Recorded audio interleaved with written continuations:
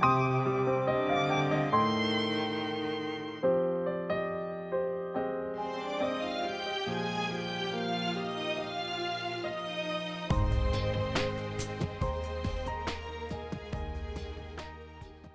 constitucionalidad. Voy a irme un poco más rápido en esta unidad para hacerla mucho más simplificada. Al final de cuentas, lo que quiero es solamente que ustedes entiendan los conceptos importantes para profundizar. En este caso vemos las observaciones generales sobre estos medios de control, qué es el juicio de amparo y cómo se protege, los tipos de amparo y su trascendencia, su procedencia, las controversias y las acciones, para llegar a puntos conclusivos de nuestra unidad. A grosso modo comenté hace un momento cómo se va trabajando cada uno de estos mecanismos. Señalamos, por ejemplo, que estos mecanismos hacen que nuestra Constitución sea la norma suprema. La garantía constitucional implica que la Constitución, al ser la norma suprema, va a combatir todo acto que sea contrario a ella. Vamos a revisar que las leyes y acciones cumplan con los preceptos que establece la Constitución, promoviendo la legalidad. Y por supuesto, vamos a verificar que cualquier conflicto que se tenga con la Constitución, vamos a preservar el orden constitucional. Y la Corte es la encargada final de velar por el cumplimiento de estas disposiciones constitucionales. ¿De acuerdo? Las normas que vamos a estudiar a grosso modo sobre el amparo es el artículo 103 y 107. Pero tenemos también el artículo 105 por lo que respecta a las acciones y controversias constitucionales. También vamos a ver la ley de amparo y la ley reglamentaria del artículo 105, fracción 1 y 2. Y por supuesto, cuál es la relevancia para los profesionales de la administración pública y privada. Representan los límites al ejercicio del poder, garantiza la protección de derechos y son herramientas para impugnar actos administrativos que sean inconstitucionales. ¿De acuerdo? Ahora sí, entro un poquito de fondo con el amparo, tampoco sin ser del todo profundo sobre él, porque no sería mi objetivo. Al final de cuentas, ustedes requieren ciertos conocimientos, pero tampoco de fondo. Pero vamos a entrar a ellos. Juicio de amparo, mecanismo para la defensa de los derechos humanos. A través del juicio de amparo vamos a garantizar los derechos humanos reconocidos en la Constitución y en los tratados internacionales. El fundamento base es el artículo, ¿sale? 103 y 107 de la Constitución. Con el amparo vamos a protegernos contra actos de autoridad que vulneren los derechos fundamentales de los gobernados. Acuérdense que la ley de amparo se ha venido reformando, fortaleciendo la tutela de derechos. Los principios que rigen al amparo son los siguientes. 1. Principio de instancia de parte. Compañeros, no procede el amparo de oficio. Quien resulta afectado debe de promover el amparo, ¿sale? La petición de parte agraviada no procede de oficio. ¿Qué hizo Lord Padel para no ser detenido? Promovió el amparo. Instancia de parte. ¿Procedió contra su esposa y contra su hijo? No. ¿Por qué? Porque ellos no se ampararon. ¿Se entiende? Ok. Otro de los principios se llama agravio personal y directo. Quien promueve el amparo debe de acreditar el perjuicio real y actúa en defensa de esos derechos. Compañeros, yo tengo miedo que me detengan, ¿sale? Nadie ha girado una orden de aprehensión en mi contra. No tengo ninguna controversia, ¿sale? Pero tengo ese miedo. Compañeros, por ese miedo en la cual no existe una acción concreta de la autoridad, ¿podré presentar el amparo? La respuesta es no. Requerimos una acción real. Requerimos una afectación que pueda acreditarse para la defensa de esos derechos. ¿Se entiende? Mande, Paula, sobre el amparo, ¿qué preguntabas? ¿Te escuchamos? O sí, Paola, ¿todo bien?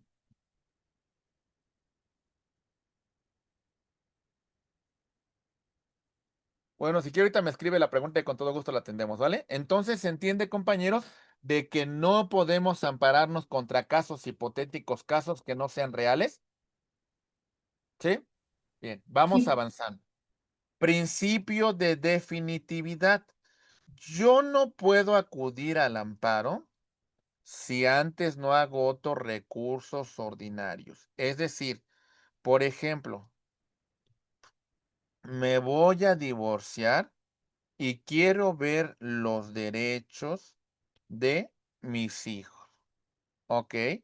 En este caso en particular, implicaría, bueno, si yo quiero hacer valer sus derechos, pues tengo que llevar todo el procedimiento en materia familiar para que al final de cuentas se resuelva no solamente sobre el divorcio, sino también sobre la guarda y custodia, sobre el tema de alimentos, ¿sale? Por mencionar algunos supuestos.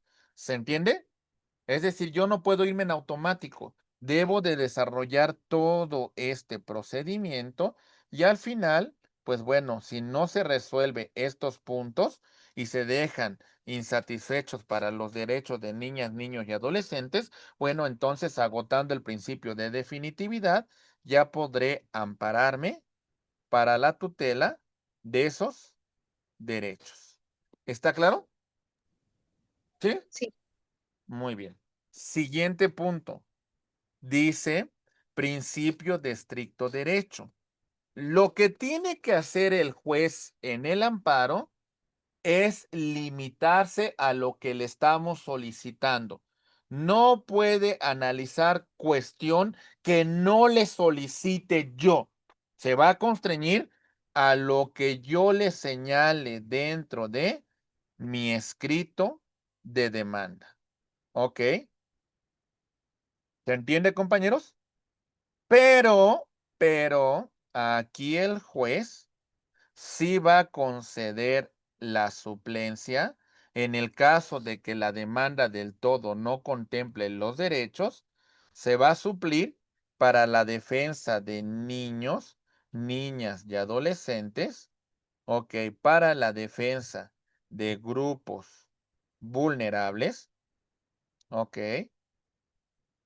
para la defensa de los derechos de los trabajadores, ¿sale? En materia penal para el imputado, ¿sale? Etcétera, etcétera. Entonces sí nos va a ayudar a garantizar esos derechos.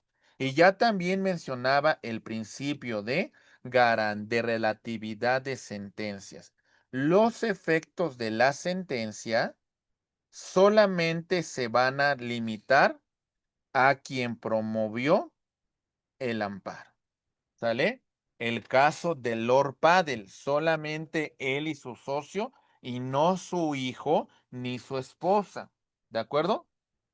Ok, avanzamos. Señalamos que el juicio de amparo tiene una función protectora, que es mecanismo para la defensa de nuestros derechos.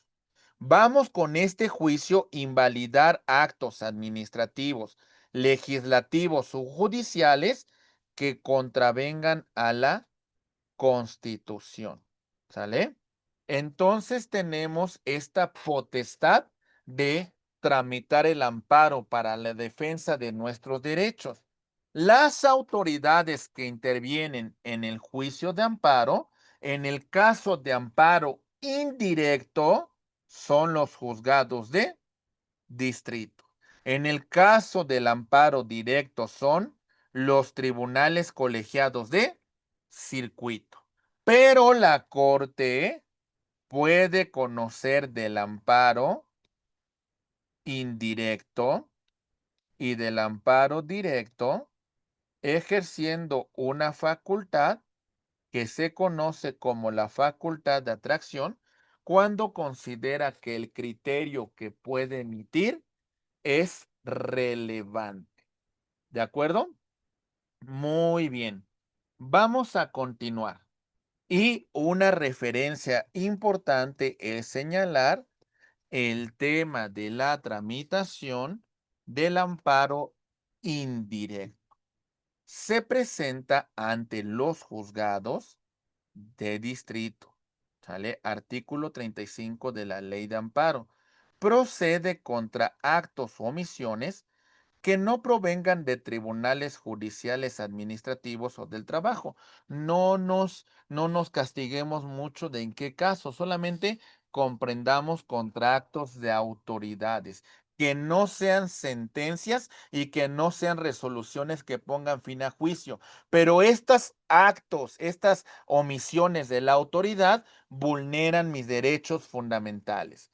La resolución puede incluir la suspensión provisional, en este caso, que no se detenga a la persona, la resolución de la suspensión definitiva y, por supuesto, la sentencia que se va a dictar en el juicio de amparo. Estimados amigos, los casos de procedencia del amparo indirecto, específicamente por lo que respecta a la materia administrativa y fiscal, que puede ser la que nos genere un impacto dentro de nuestra actividad profesional. Ahí va. Punto número 1. El amparo contra normas generales, leyes, reglamentos, decretos, acuerdos de observancia general, que por su sola entrada en vigor o contra el primer acto de aplicación nos cause un impacto. Imaginen, compañeros, que para el 1 de enero del 2026 se haga una reforma al Código Fiscal de la Federación y se establezca un aumento al impuesto sobre el IVA, al impuesto sobre el ICR. Esta situación nos causa un impacto, ¿estamos de acuerdo? Entonces, nosotros podemos como contribuyentes presentar un amparo, ¿sale? Contra las reformas al Código Fiscal de la Federación y entonces vamos a señalar que estas reformas son contrarias al artículo 31, fracción cuarta de la Constitución, que habla de la contribución que debe ser equitativa, ¿sale? Y bueno, consideramos que este aumento no cumple con este presupuesto constitucional, por lo tanto solicitamos que la ley sea declarada inconstitucional. ¿Se entendió el ejemplo, compañeros? Sí, ¿Sí? Bien, sí. avanzamos. Ahí va. Ahora vámonos con actos administrativos. Decimos, actos u omisiones de autoridades distintas de tribunales que afecten derechos. Artículo 107, fracción 2. Por ejemplo, resoluciones del SAT, multas administrativas, clausuras y embargos precautorios. Por ejemplo, mi estimada Jessica tiene un pequeño negocio, ¿sale? Y la autoridad administrativa realiza una visita y bueno, y determina pues que como tal no cumples con estos requisitos administrativos y te embarga precautoriamente tus mercancías. En este supuesto contra este acto de la autoridad administrativa, ella pudiese combatirlo a través del juicio de amparo. ¿Se entendió, compañeros? ¿Sí? Sí, profesor. ¿Sí? Bien, vamos avanzado. Bien. Procedimientos administrativos. Dentro de un procedimiento administrativo que sea de imposible o de difícil reparación. Por ejemplo, se realiza una visita domiciliaria al domicilio de la empresa, se aseguran bienes y se congelan cuentas bancarias. ¿Qué impacto nos puede generar este acto de autoridad? Aseguran mis bienes y congelan las cuentas. Pues me dejan en estado de indefensión, ¿verdad? ¿Cómo voy a pagar la nómina? ¿Cómo voy a hacer que para que el negocio continúe funcionando? Esta afectación, por supuesto, la podemos combatir a través del juicio de amparo. ¿Se entendió? Pero en estos casos, profe, por ejemplo, en procedimientos administrativos, donde hay un aseguramiento de bienes y congelamiento de cuentas, en lo que se mete el amparo, la empresa queda detenida, ¿no? Precautoriamente, sí, podemos decir que ese fue el objeto del aseguramiento de bienes, ¿no? Y para el tema de los trabajadores, si se diera este caso, ¿qué es lo que pasa? Se hace una, no sé, se detiene lo que es la producción, se sigue pagando nómina o cómo se trabaja en este caso. Pues lo que usted tendría que presentar, para, digamos, para estos efectos, para que no queden afectados sus derechos patrimoniales y también, por supuesto, los derechos de sus trabajadores, presentar el amparo, solicitar la suspensión del acto reclamado y que dure el procedimiento administrativo que tenga que durar, pero usted con la suspensión continuar operando. Claro. ¿Sí se entendió, mi estimado? Sí, sí, profe, o sea, sigue el proceso, uno mete el amparo, pero solicita que la operación continúe de forma Ujú. normal para seguir pagando lo que son las nóminas, ¿no? Porque en este caso los empleados podrían también, este, pues proceder legalmente, ¿no? Si no se les está pagando. Claro, al final voy a tener un conflicto laboral. En este supuesto, la importancia es que usted solicite el amparo porque diga, bueno, si no me lo conceden, pues quedo en estado de indefensión y a rato el derecho de mis trabajadores va a ser vulnerado y no voy a repararlo. Por eso la necesidad de que me conceda la suspensión, yo continúe funcionando, que siga el procedimiento administrativo y que ya en última instancia se resuelve si efectivamente ha lugar o no al aseguramiento de bienes y congelamiento de cuentas. Pero permíteme seguir funcionando. Por eso, usted cuando tramita el amparo va a solicitar la suspensión del acto reclamado. Vale, profe. Bien. ¿Sale? Muy bien. Bien. Vamos a avanzar. Estimados amigos, la tramitación del amparo indirecto va a llevar la siguiente línea que es importante que revisemos. El amparo directo representa la última instancia para impugnar resoluciones judiciales definitivas. ¿Sale? Es muy importante que nosotros conozcamos que en este caso se interpone contra sentencias definitivas o resoluciones que ponen fin a juicio cuando consideramos que esa sentencia, que esa resolución, durante el procedimiento o al dictar la sentencia, se vulneraron derechos fundamentales. Lo vamos a interponer ante la autoridad que emitió la sentencia que estamos recurriendo, lo van a resolver los tribunales colegiados de circuito, proceden contra sentencias definitivas, laudo y resolución que pone fin al juicio, no contempla la suspensión provisional, solamente una suspensión de plano, ¿sale? En este caso es muy importante la tramitación de este amparo directo. Y vamos a poner algunos casos que se pueden aplicar en nuestra materia. Tenemos, por ejemplo, amparo directo en ámbito fiscal y administrativo. ¿De acuerdo? Lo vemos a continuación. Uno, sentencias del Tribunal Federal de Justicia Administrativa. Resolución que en definitiva pone fin a juicios contenciosos administrativos federales. Contra esa determinación, por ejemplo, sentencias sobre nulidad de créditos fiscales, resoluciones administrativas en materia aduanera. Contra estas determinaciones, nosotros podemos presentar amparo directo. Siguiente, resoluciones de tribunales administrativos locales, sentencias definitivas de tribunales contenciosos locales. Por ejemplo, resoluciones sobre impuestos locales, licencias y sanciones administrativas estatales. Contra estas disposiciones de los tribunales locales, vamos a tramitar amparo directo. Ahora, otro punto. Sentencia sobre constitucionalidad. Cuando se haya pronunciado sobre la constitucionalidad de normas constitucionales, en este caso también tenemos esta potestad de tramitar amparo directo.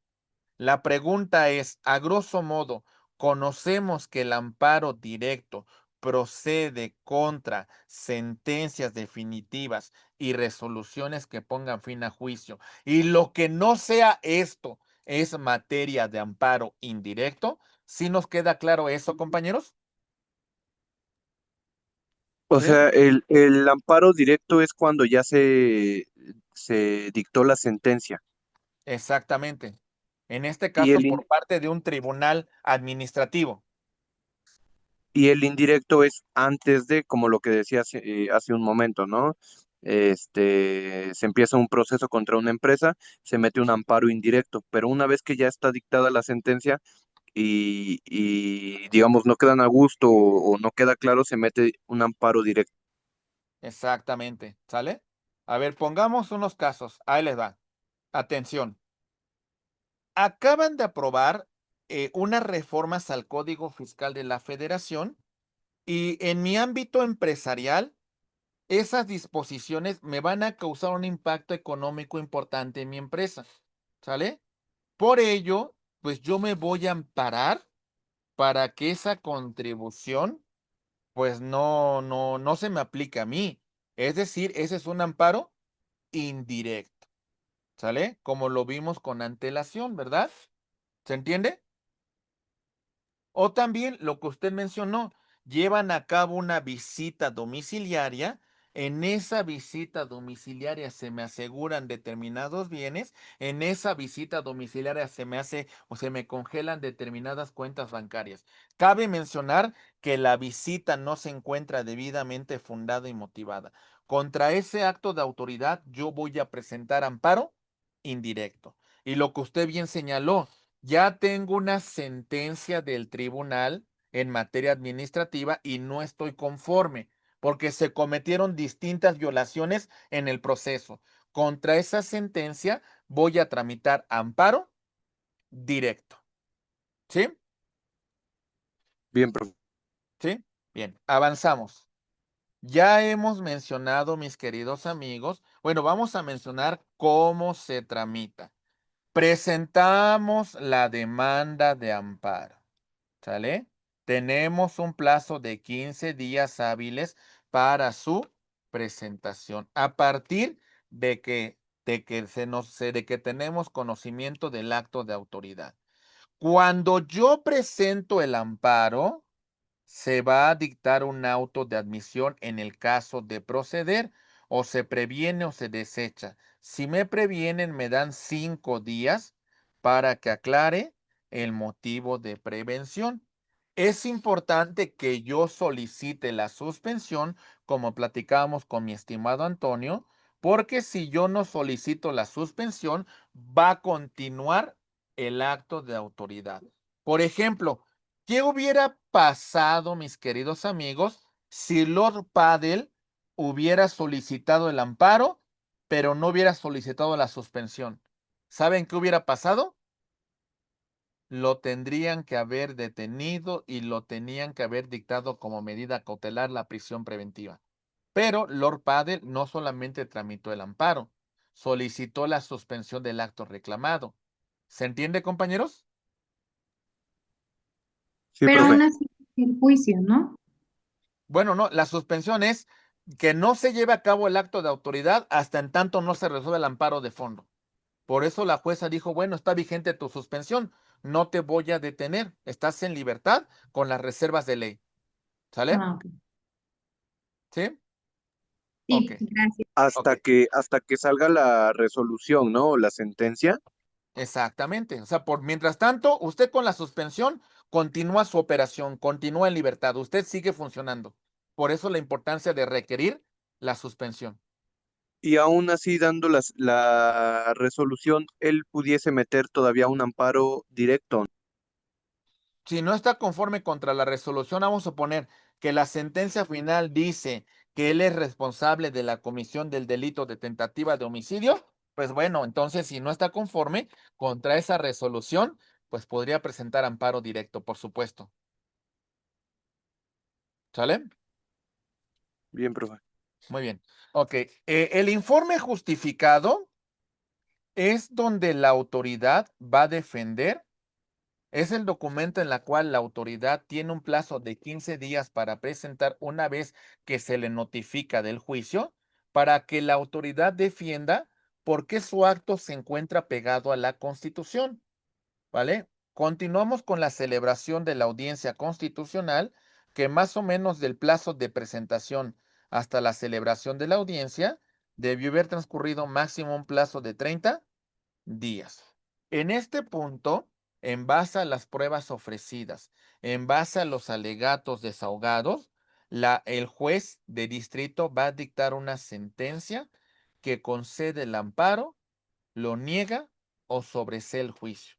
Y bueno, los recursos que tenemos contra esa resolución, principalmente en materia de amparo, vamos a tener el recurso de revisión. Contra el incumplimiento de la sentencia de amparo, tenemos el recurso de reclamación. Solamente a grosso modo para que ustedes lo comprendan. ¿De acuerdo, mis queridos amigos? En este caso, desde lo que es el informe justificado hasta la audiencia, comentaba que tiene que pasar un máximo de 30 días, pero ¿son días naturales o días hábiles? Es una excelente pregunta y yo le voy a decir una cuestión. En materia, todo lo que usted vea, mi estimado, en materia procesal, siempre, siempre, siempre, en cualquier norma procesal que usted vea, si no se especifica este concepto de días hábiles o días naturales, usted considere el criterio de que hace referencia a, eh, perdone, perdone, sí, hace referencia a que se trata de días hábiles, ¿sale? Si la norma procesal no dice días naturales, entonces usted tome que se trata de días hábiles, es decir, lunes a viernes, excepción sábado y domingo y días festivos. Ok, y comentaba el compañero Edson Giovanni en el chat que ante qué instancia se presenta el recurso de amparo. Ah, esa es una muy buena pregunta. Qué bueno que lo comentan, ¿eh? Por ejemplo, el amparo indirecto lo vamos a presentar directamente en oficialidad de partes de los juzgados de distrito, ¿sale? Que nos corresponda. Ahí vamos a presentar amparo indirecto para que lo conozcan los jueces de distrito, ¿sale? Y en el caso de amparo directo, ¿ante quién lo va a presentar usted? Por ejemplo, pongamos este caso. Usted lo presenta, ¿sale? Aquí directamente ya tiene una sentencia del Tribunal Federal de Justicia Administrativa y usted está inconforme contra esta sentencia. Usted va a presentar el amparo directo aquí directamente ante esta autoridad y esta deberá de rendir informe justificado y remitirlo al tribunal colegiado de circuito que corresponda. Esa sería la diferencia, ¿vale? Qué bueno que lo preguntan porque es importante que ustedes conozcan cómo lo van a presentar. El amparo indirecto directamente van a ir a las oficinas de el poder jurídico, en este caso de los tribunales que se encuentren dentro de la demarcación territorial, y ahí van a presentar su amparo para que lo conozca un juez de distrito. Y el amparo directo ante la misma autoridad que emitió la sentencia que estoy impugnando. Y esa tiene la obligación de remitirla al tribunal colegiado de circuito que corresponda. ¿Sí, compañero? Sí, profe. Bien, Sí. entonces el amparo indirecto se presenta ante los juzgados de distrito y el Ajá. amparo directo se presenta en la misma autoridad que dio la sentencia, ¿es correcto? Y esa lo va a remitir a los tribunales colegiados de circuito. Bien. ¿Sale? Muy bien, excelente. Muchas gracias por sus preguntas, son muy valiosas de verdad, ¿eh?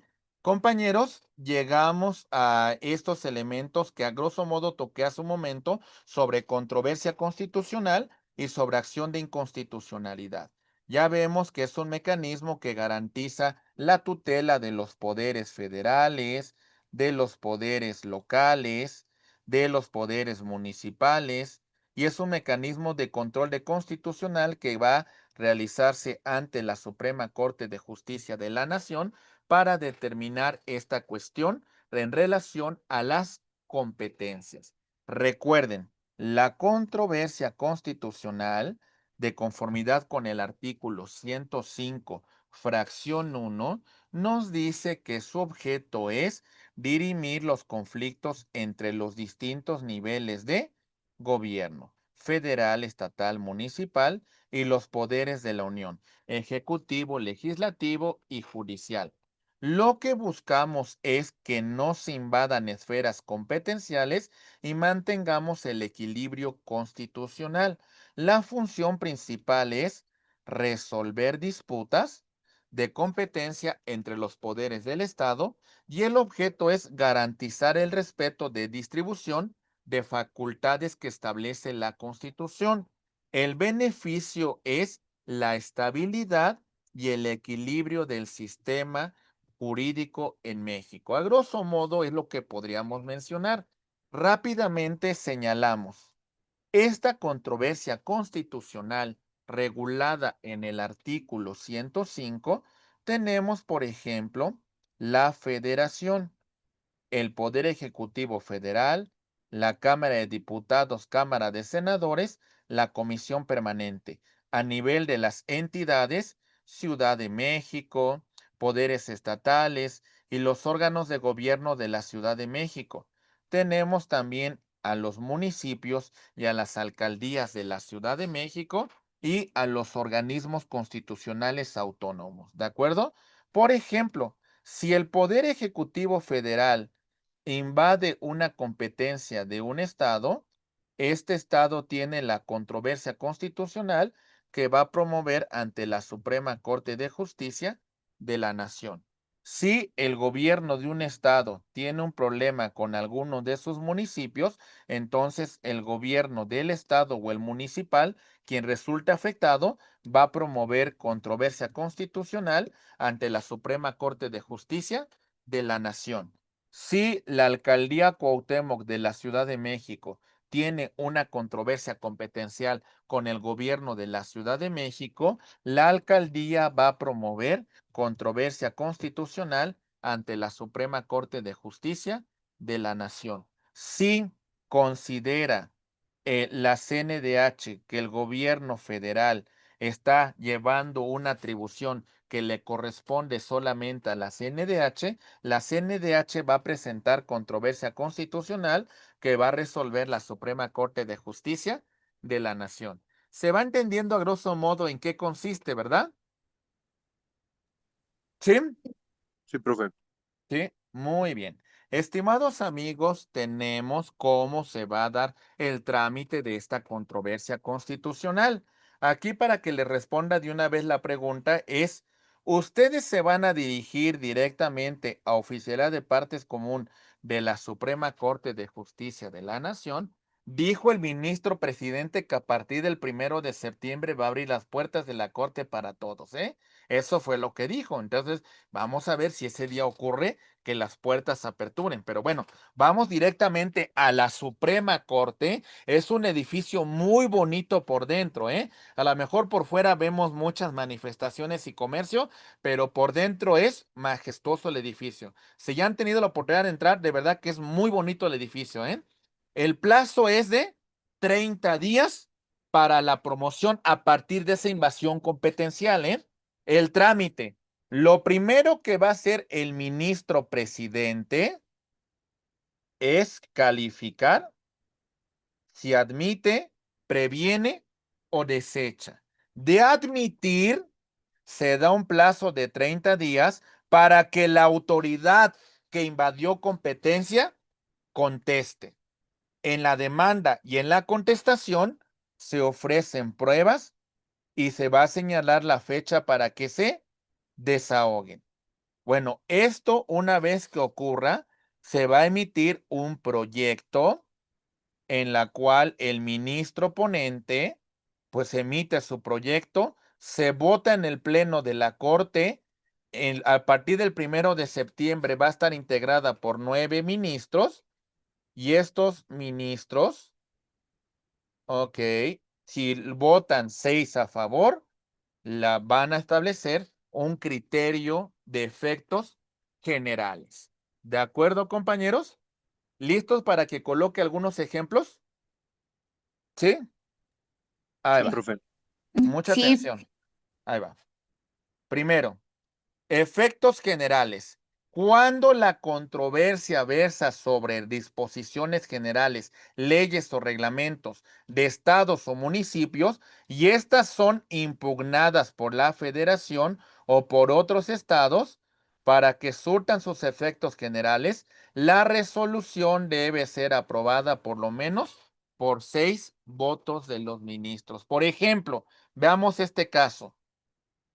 Se invalida una ley de un estado que invade las competencias federales, afectando a todos los ciudadanos bajo esta jurisdicción. Por ejemplo, que el gobierno del Estado de México diga, a partir de mi reforma al Código Fiscal del Estado de México, para el ejercicio fiscal 2026, yo voy a recaudar impuestos como son los referentes al, al impuesto digamos,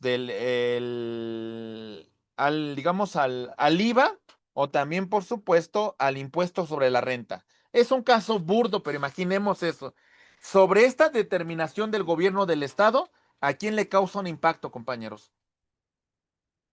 A la federación, ¿verdad? ¿Se entiende? Y entonces, ¿qué va a hacer el gobierno federal? Decirle a la Corte, oye, Corte, te hago del conocimiento que al gobierno del Estado de México no le corresponde esta facultad, ¿eh?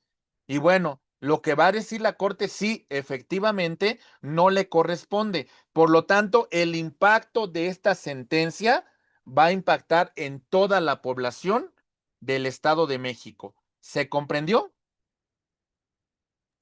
¿Sí o Sí, no? profe. ¿Sí? sí. Ok. Efectos particulares. Resoluciones emitidas de controversias constitucionales tienen únicamente efecto en cuanto a las partes involucradas en la disputa. Y del todo no, ¿eh? Yo no creo que solamente surta efectos entre las partes. Por ejemplo, un conflicto sobre límites territoriales entre municipios, donde la sentencia solo resuelve la disputa entre dos entidades específicas. Les pongo un caso, por ejemplo, vamos a ver, por ejemplo, límites, mapa, voy a ponerle mapa de límites territoriales de Naucalpan y Tlanepantla. Ok, a ver. Bueno, vamos a ver este pequeño mapa, ¿no? O sea, mejor nada para que sea un poquito burda la ejemplificación. Ok. Bueno, a ver si se alcanza a ver un poco, ¿eh? Yo creo Vale. que le estás Imaginen lo sacando punta siguiente. de más. Cuidado, cuidado, compañeros. Imaginen lo siguiente. Ahí va. Supongamos, mis queridos amigos, que aquí nos encontramos con esto. Resulta que hay una franja de territorio aquí, en esta zona, en la cual, pues, dice el gobierno de Naucalpan, gobierno municipal. No, aquí a mí me corresponde cobrar el impuesto predial, porque todavía es parte de Naucalpan. Y Tlanepantla dice, no, esto es parte de Tlanepantla y yo voy a cobrar ese impuesto predial. ¿Se entiende? La corte va a conocer la controversia y el impacto de la resolución, pues hasta cierto punto sí genera un impacto en la población de esta demarcación territorial. ¿Se entendió el ejemplo, compañeros? ¿Sí o no? Sí, profesor. Sí, Sí. sí, Sí, seguros. profe. Sí, muy bien, bien, muy bien. Rápidamente, compañeros, la acción de inconstitucionalidad, que también hace un momento más o menos de una introducción de ella. Son procedimientos que buscan que las normas generales, las normas secundarias, no sean contrarias a la Constitución. ¿Sale? El objetivo es plantear la posible contradicción entre una norma general con la Constitución Política de los Estados Unidos Mexicanos. Y el objeto general que nosotros tenemos al promover este medio de control de constitucionalidad es que leyes y tratados se ajusten a los preceptos que establece nuestra Constitución como norma suprema. La Constitución va a conllevar a un ejercicio de control abstracto de constitucionalidad. A diferencia del amparo y la controversia, en la acción de inconstitucionalidad no requerimos que exista un agravio o un conflicto. Simplemente revisamos que las leyes y tratados se apeguen a la Constitución. ¿De acuerdo? En este punto, recuerden que hasta cierto punto, ahí estaba en disputa el tema de la reforma electoral a la eliminación de plurinominales. Todavía querían que lo resolviera esta última corte porque pudiese pronunciarse sobre la inconstitucionalidad de la reforma electoral. Ahora que entre la nueva corte, vamos a ver qué criterio va a tomar sobre esa reforma electoral. Lo que se busca con la acción de inconstitucionalidad es una armonía legal y que los preceptos de las leyes y tratados se ajusten al mandato que establece nuestra Constitución. ¿De acuerdo? Muy bien. Entonces, esta acción implicaría lo siguiente. Vamos a revisar la constitucionalidad de leyes, decretos y tratados y vamos a revisar que se ajusten a lo que establece la Constitución. Es un mecanismo que revisa que las normas jurídicas estén apegadas a la Constitución. Se promueve la armonización legal. Avanzamos. Y vemos, por supuesto, quiénes están legitimados para presentar acción de inconstitucionalidad. Rápidamente vamos a verlos a continuación. Y señalamos, por ejemplo, el 33% de la Cámara de Diputados y 33% de la Cámara de Senadores sobre leyes federales. ¿Sale? Las legislaturas locales sobre leyes que ellos hubiesen aprobado, el presidente de la República a través de la Consejería Jurídica, los partidos políticos con registro nacional sobre leyes electorales federales y con registro local sobre leyes electorales locales. Los organismos de protección de derechos como la Comisión Nacional de Derechos Humanos y los organismos locales de protección de derechos humanos y el fiscal general de la República sobre leyes penales. Ok, muy rápido, no quiero confundir con estos términos. Lo importante, compañeros, es en la acción de inconstitucionalidad. Por ejemplo, los partidos políticos de oposición. Tenemos a Morena y sus aliados, ¿sale? Que aprueban la reforma electoral que elimina a los plurinominales, ¿sale?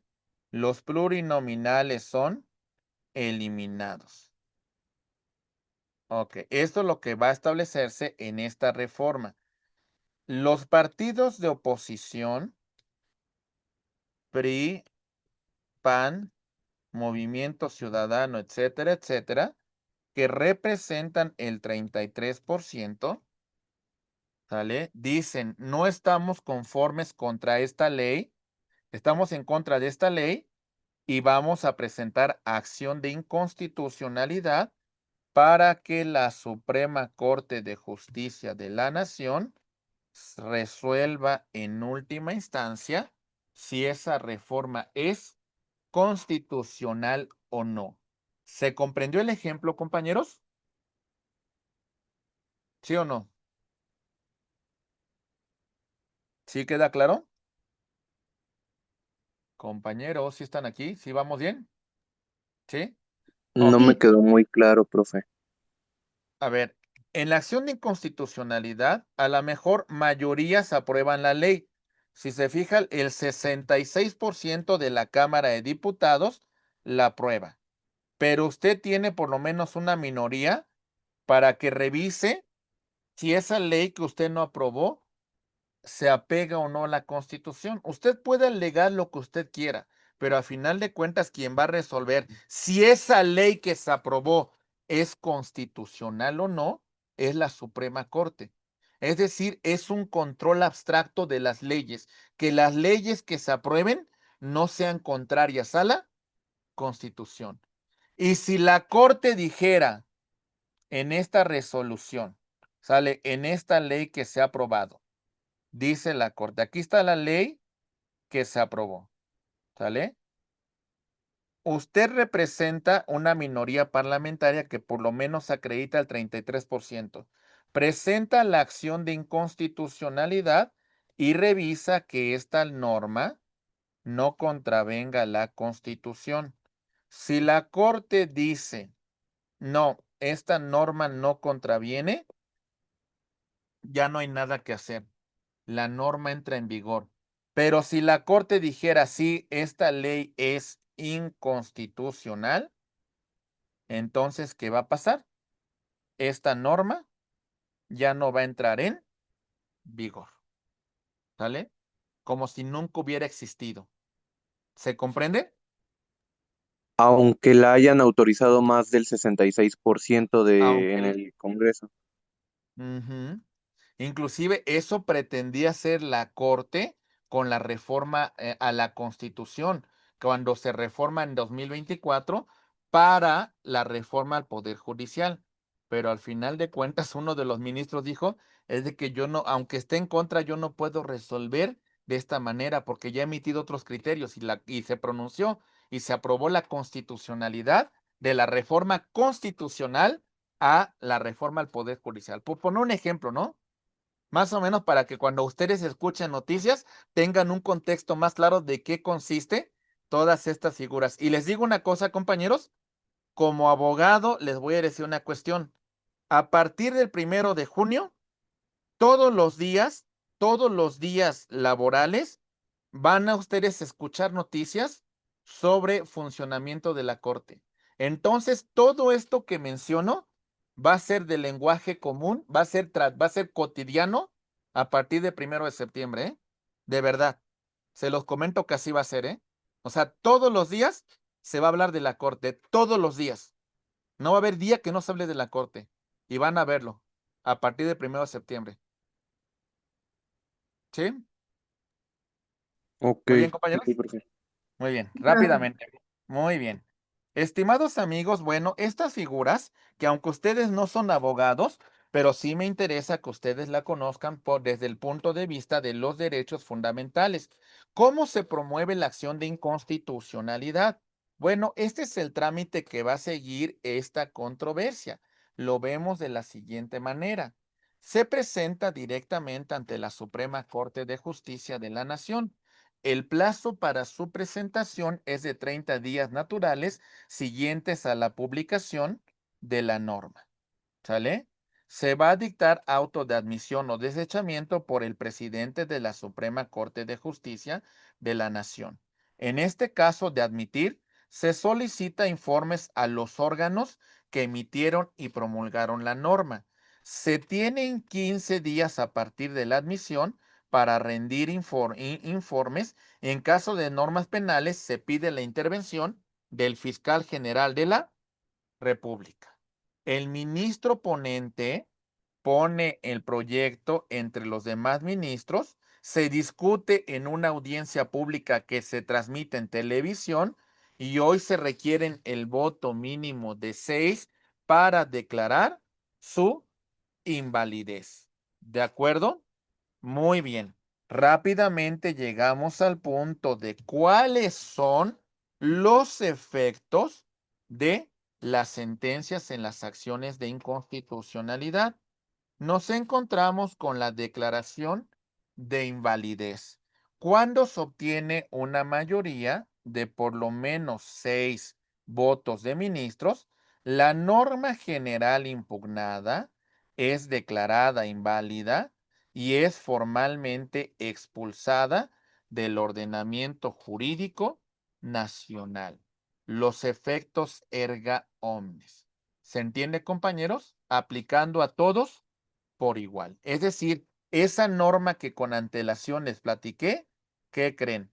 Ya no va a existir para el ordenamiento jurídico. Al determinar que esta ley es contraria a la Constitución, entonces, por lo que determina la Corte, esta ley deja de tener cualquier efecto. Es expulsada del ordenamiento jurídico. ¿De acuerdo? Muy bien. Casos relevantes sobre acciones de inconstitucionalidad. Podemos encontrar la acción de inconstitucionalidad 148-2017, que fue una pauta muy importante para despenalizar el aborto en los códigos penales de todo el país. La acción de inconstitucionalidad 15-2017 que vincula con la Constitución de la Ciudad de México y legitima, por supuesto, las facultades que tiene la Ciudad de México. La 40-2018, relacionada con la Ley de Seguridad Interior y que es inconstitucional el tema de que el ejército se encuentre en las calles. ¿Ok? Cada uno de estos mecanismos para cerrar este punto de nuestra exposición, decimos, cada uno tiene objetivos muy particulares y tiene un fundamento muy bien estructurado.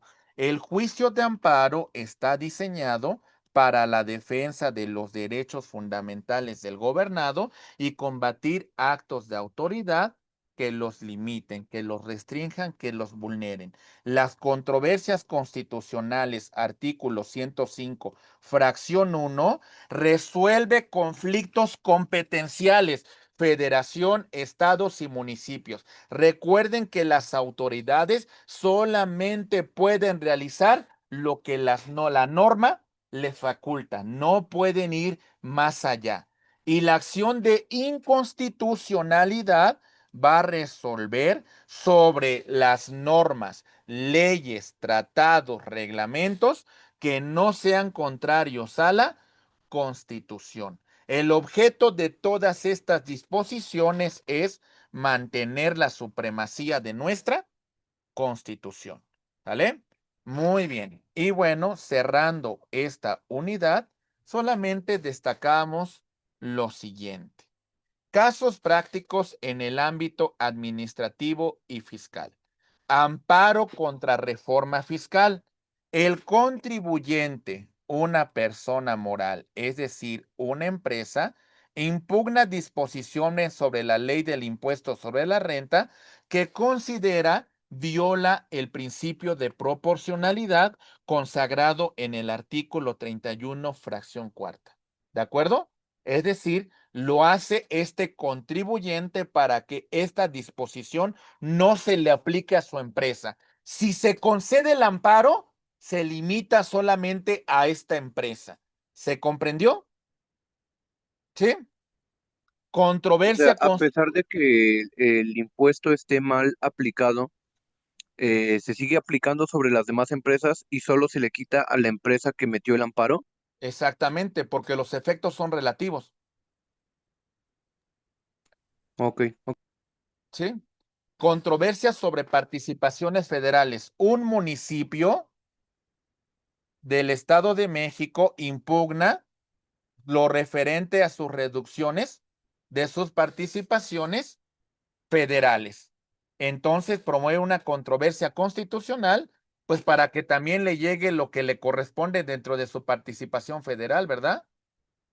Muy, muy bien, estimado Exxon, excelente, porque él nada más fue la que promovió el amparo. Muy bien, seguimos. La acción contra ley de ingresos. Ahí va, acción de inconstitucionalidad.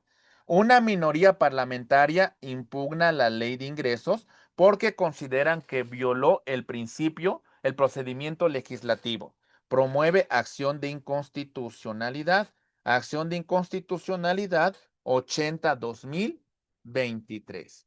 Estimados amigos, estos son criterios jurisprudenciales relevantes que, bueno, vale la pena consultar para entender la naturaleza del amparo sobre impuestos y proporcionalidad que establece el artículo 31, fracción cuarta, y también, por supuesto, lo referente contra controversias y acciones de inconstitucionalidad para revisar la constitucionalidad de las normas generales.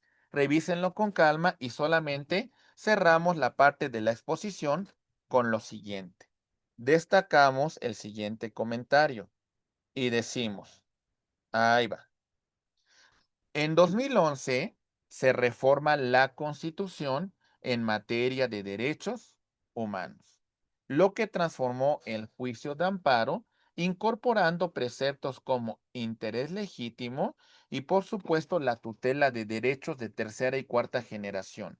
La ley de amparo incorpora una figura llamada Declaración General de Inconstitucionalidad. La reforma judicial modifica el Poder Judicial de la Federación, impactando procedimientos de control de constitucionalidad, y en 2024 se reforma el Poder Judicial para que haya un cambio en cuanto a la designación de ministros, magistrados y jueces. Y bueno, ahora sí, las conclusiones ya de nuestra unidad. Ya para que ahorita regresando a los alimentos, empecemos con la cuarta unidad. Decimos lo siguiente, los mecanismos de control de constitucionalidad, juicio de amparo, controversia constitucional y acción de inconstitucionalidad son un fundamento que soporta el principio de supremacía constitucional y, por supuesto, tutela los derechos humanos y garantiza la supremacía de la Constitución. Son sistemas que se complementan, son mecanismos jurídicos que en su conjunto permiten la defensa integral de la Constitución.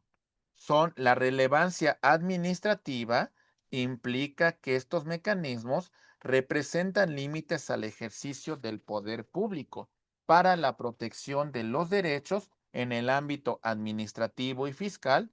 Hay una evolución constante de estos sistemas de control de constitucionalidad y, por supuesto, vienen desafíos futuros con la reforma al Poder Judicial y vamos a verificar cómo el Poder Judicial nuevo va a analizar estos preceptos, estos derechos que hemos señalado. Ese es el punto de partida importante que vale la pena estudiar. Y bueno, mis queridos amigos, ahora